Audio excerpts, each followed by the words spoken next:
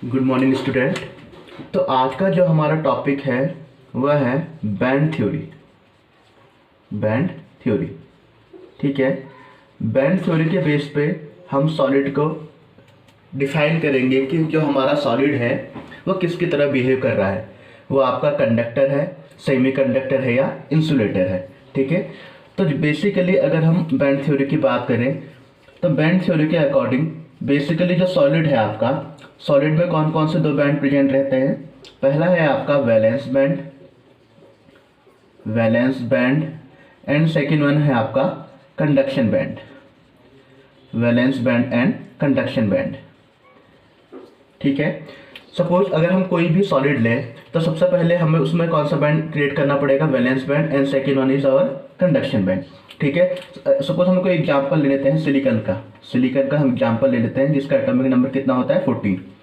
अगर हम उसका इलेक्ट्रॉनिक कन्फिग्रेशन करें तो क्या आएगा, देखो 1s2 2s2 2p6 3s2 1s2 2s2 2p6 3s2 3p2 and 3d0, ठीक है। अब इसमें हम मेनली जो फोकस करेंगे वो 3s का ऑर्बिटल्स पे करेंगे। जो आपका 3s ऑर्बिटल है, 3p ऑर्बिटल है एंड 3d ऑर्बिटल है।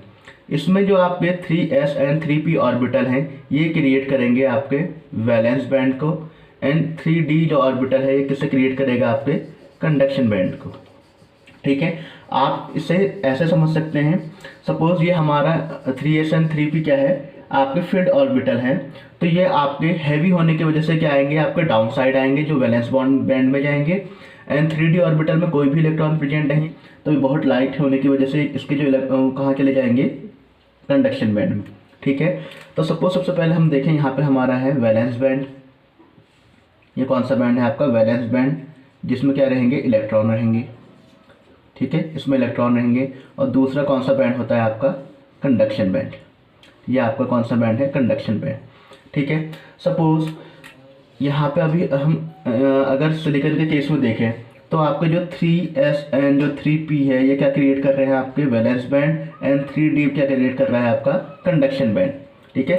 देखो नेसेसरी कंडीशन ये है कि आपके वैलेंस बैंड में तो इलेक्ट्रॉन रहेंगे ही रहेंगे, और कंडक्शन बैंड में इलेक्ट्रॉन रहेंगे। ये डिपेंड करेगा कि वो आपका सेमी कंडक्टर है, या अगर कंडक्शन बैंड में इलेक्ट्रॉन किस बेस पे रहेंगे, या तो वो आपका क्या हो, कंडक्टर है या सेमी कंडक्टर है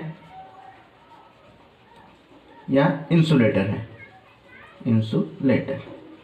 ओके।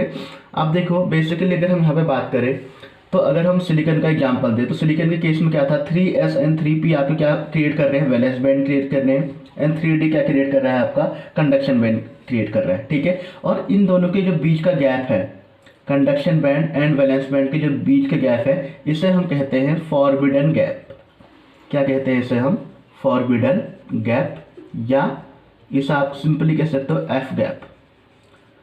जो इन दोनों के बीच का जो गैप है इसे हम कहते हैं forbidden gap, okay.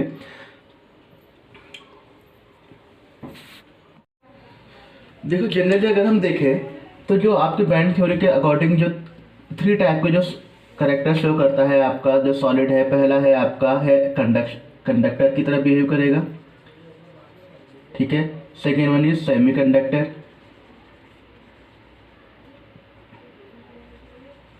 Conductor, and last one is insulator, ठीक है। देखो बेसिकली इनमें डिफरेंस क्या है, कंडक्टर को आप दूसरा क्या है, मेटल्स भी बोल सकते हो, ठीक है। मेटल्स आपको सारे कंडक्टिंग बिहेवियर शो करते हैं, ठीक है।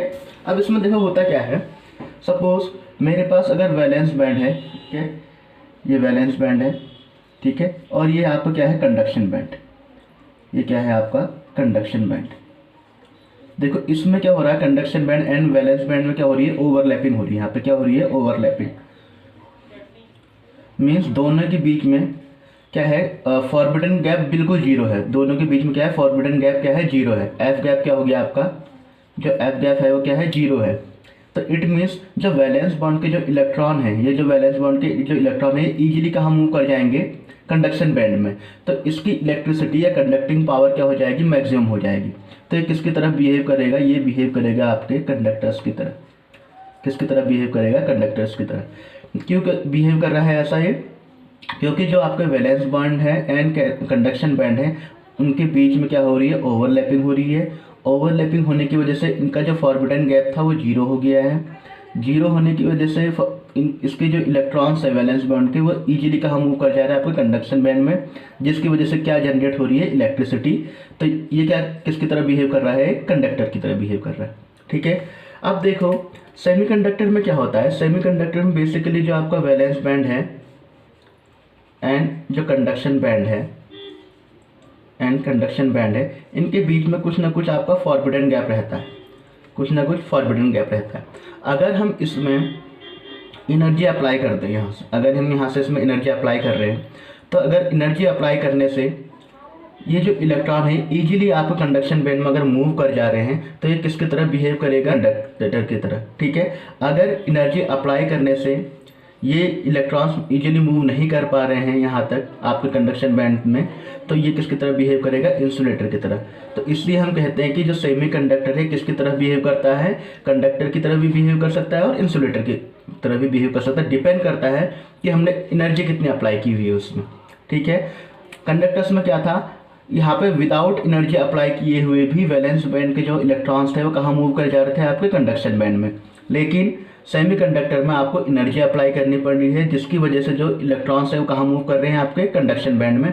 अगर आप एनर्जी अप्लाई नहीं करोगे, सफिशिएंट अमाउंट में अगर आपने एनर्जी अप्लाई नहीं की, तो जो वैलेंस बॉन्ड के जो इलेक्ट्रॉन्स है वो कंडक्शन बैंड में मूव नहीं कर पाएंगे, और ये जो आपका सेमीकंडक्टर है किसकी तरह बिहेव करने लग जाएगा, इंसुलेटर की तरह बिहेव करने लग जाएगा। ठीक है,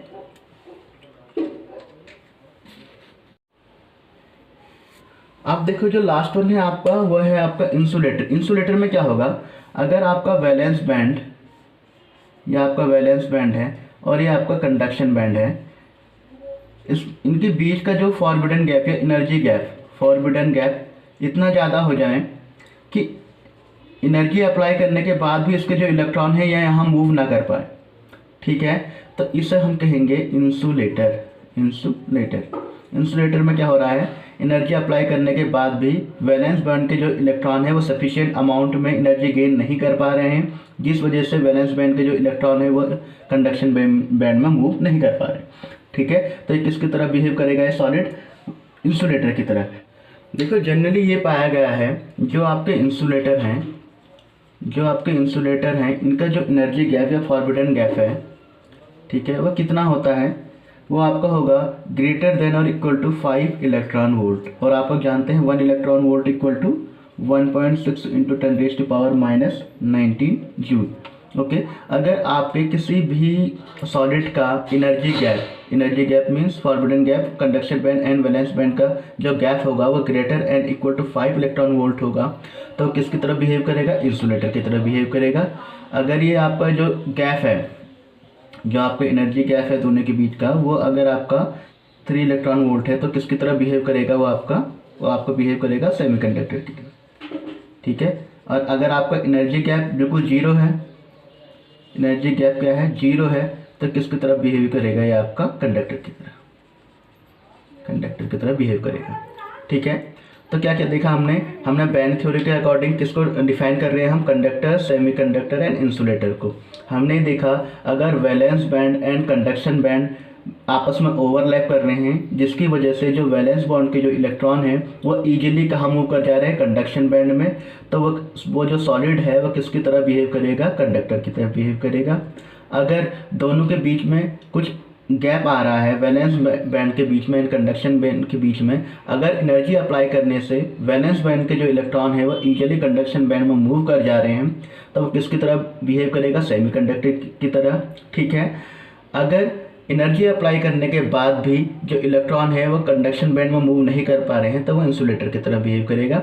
इसमें जो सेमीकंडक्टर है ये दोनों की तरह बिहेव करता है, कंडक्टर की तरह भी और इंसुलेटर की तरह भी। ठीक है।